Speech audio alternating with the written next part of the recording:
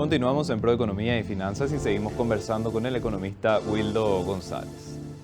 Wildo, estuviste hablando de que el año 2025 probablemente el escenario internacional tenga mucha relevancia en lo que sería la dinámica económica. ¿Qué te parece importante mencionar sobre lo que está ocurriendo en el plano regional o cómo lo que está ocurriendo, por ejemplo, con Brasil y Argentina también podría ser algún tipo de condicionante para la economía paraguaya, sobre todo viendo lo que está ocurriendo ahora con el Brasil? No sé si se espera que sea una cuestión de impacto solamente en el corto plazo o hay algún tipo de continuidad en el mediano plazo que pueda ir afectando a lo que sería las condiciones de la economía paraguaya. Nos fuimos desligando de un tiempo a esta parte de lo que es la economía brasileña, pero siempre tiene un peso importante también en lo que ocurre acá. Bueno, mira, la economía brasileña es nuestro principal socio comercial. Yo creo que es difícil que nos desviemos completamente. La mayor parte de, buena parte de nuestras exportaciones van allá y gran parte de las exportaciones en los recursos naturales relacionados a la industria de las maquilas van a Brasil.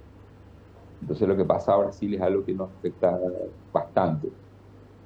Ahora, por el tema de Brasil, Brasil es una economía bastante grande, obviamente, eso es bastante obvio, pero el punto principal es que Brasil tiene una serie de vulnerabilidades externas que le hace bastante sensible a los shocks externos. Aparte, Brasil es una economía también que está metido mucho también en el tema de la discusión de la política internacional, o economía política internacional, que relacionado con el tema de la parte de la asociación de la economía está los BRICS, que ya empezaron a tener cierto tipo de fricciones con Trump.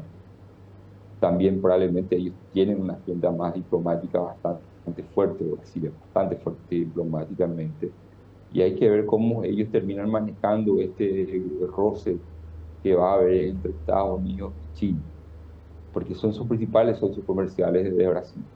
Entonces, al final, Brasil está en una encrucijada bastante interesante en el que tiene que estar bien con Dios y con el diablo. Dejemos que la gente que elija quién es Dios y quién es el diablo entre Estados Unidos y China, en todo caso. Pero al final China termina siendo el país más es relevante en el tema de las importaciones y digamos, los mayores compradores de commodities, ¿verdad? No solamente de metal, también de grano. Entonces al final todo lo que le termina pasando a China le termina afectando directamente a Brasil. Ahora, también eso le termina afectando a Argentina.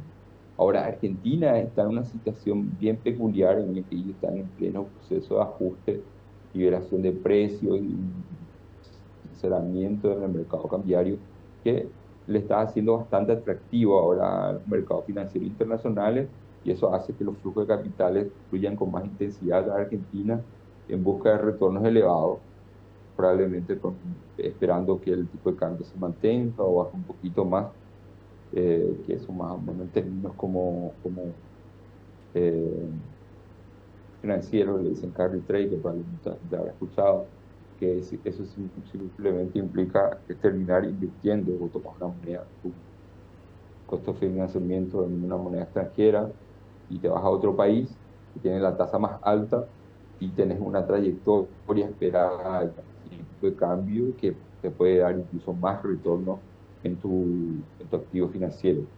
Entonces ahí uno hace una especie de ganancia y ser drástica, así al final en el fondo. Ahora Argentina es interesante porque igual Argentina ahora está en proceso de, plena liberalización en cierto sentido, pero hay que tener en cuenta que Argentina es mucho más vulnerable que Brasil. Y en nuestra economía internacional actual todavía no hay un shock grande negativo internacional. Entonces, en general, ahí está el problema. El problema va a ser que si es que el año que viene llegamos a tener un shock negativo en el escenario internacional fuerte, lo más probable es que Argentina vuelva a lo mismo de siempre. O sea, porque no tiene la suficiente capacidad, la economía ni tampoco la flexibilidad para poder absorber los shocks. La economía argentina está tan llena de tramas, tan llena de restricciones, tan llena de riquezas, que es muy poco probable que eso se deshaga en corto plazo. Y para cuando probablemente ellos estén en proceso de eso, te cae un shock externo negativo, va a volver a lo mismo. Entonces al final es algo que en Argentina yo sería muy cauto en pensar en que Argentina va a empezar a ser un poco más de motor de comercio bilateral con Paraguay que lo que suele ser Brasil. Brasil es una economía mucho más estable que Argentina y pensando en un negocio, obviamente, de exportación, que son relaciones que uno hace no de corto plazo simplemente, sino que de mediano plazo, Brasil termina siendo una mejor opción de socio, porque al final tenés mucha más previsibilidad de una economía brasilera dentro de todo. O sea, vos sabés que Brasil tiene una regla fiscal, que tiene inflación, cuáles son los niveles de reserva que tiene, no tienen grandes desequilibrios, tiene desequilibrios, pero no tan grandes como Argentina. Argentina no tiene reservas, efectivamente, para cubrir ciertas cosas. Que no tiene tan en pleno proceso de ordenamiento fiscal, que no está segura de que se deshagan al momento. Entonces, al final, tener una serie de incertidumbre por la Argentina, que probablemente, obviamente, en el riesgo está la ganancia, o probablemente el empresario o inversor que tenga apetito por riesgo es una buena opción de retorno. Interesante Argentina, pero el inversor medio o adverso al riesgo probablemente va a pensar que Brasil es una mejor opción, pensando de que tienen elementos que son más fácilmente predecibles o más fácilmente observables y anticipables que lo que probablemente es Argentina. Y el impacto general va a ser bien visible en el caso de la guerra de tarifa entre Estados Unidos y China.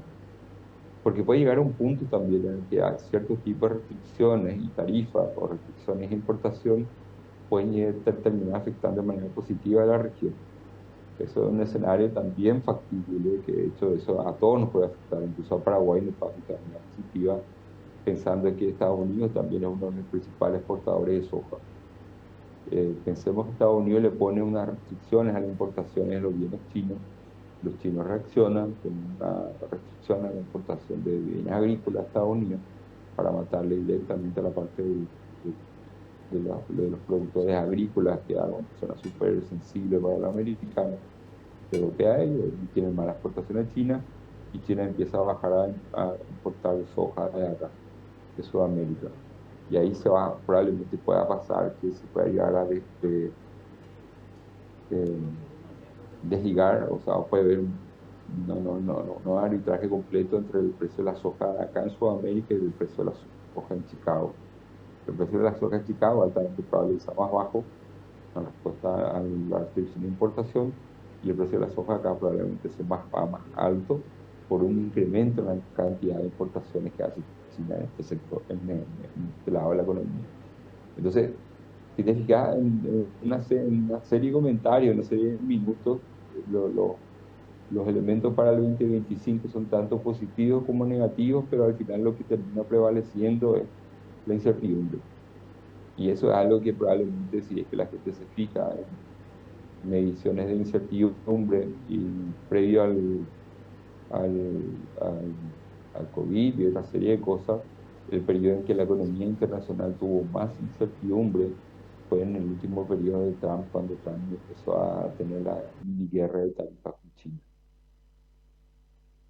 Muchísimo tu tiempo y tu análisis, lo mencionaste, hay todavía incertidumbre en torno a lo que sería el escenario en líneas generales y lo que podría ser la economía, pero por lo menos preliminarmente estamos teniendo una previsión de que podríamos encadenar un nuevo año más, digo bien, de crecimiento económico en Paraguay. Eso es una cuestión que evidentemente también plantea cosas positivas. Te agradecemos muchísimo y vamos a ir renovando este análisis constantemente, Will.